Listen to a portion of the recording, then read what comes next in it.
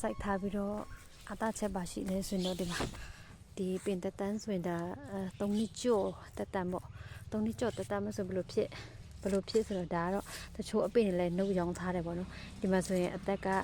ဒီကနေ့ပြန်ထွက်မှာ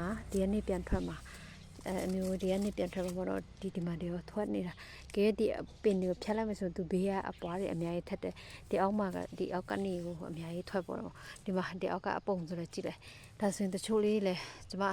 တပင်ပဲစိုက်ထားတယ်တပင်ပဲစိုက်ထားပါဦးမှာပွားပြီးဒီဟာဆိုရင်အများကြီးရှိနေအဲ့လိုမျိုးပင်ပန်းတွေကတပင်စိုက်ထားပြီးတော့အဲ့လိုအများကြီးဖြစ်လာတာအကြောင်းဆက်ချင်းကတပင်ပဲလားဆိုတဲ့လူတွေအတွက်နော်ကြာလာရင်တော့ရှယ်ပဲပေါ့နော်ဖြစ်လာတာဆင်းနေပေါ့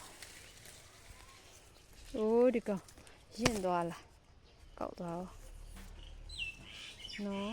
ဆင်းနေဒီကမိုးတွင်းရတယ်မိုးတွင်းမလို့အပွင့်နေနေကြီးတဲ့ပုံမှန်ဆိုရင်သူကအပင်နေကောင်းမှပွင့်နေကြီးကြပါတော့မဟုတ်ရင်တော့ပုံမှန်ပဲဖြစ်တယ်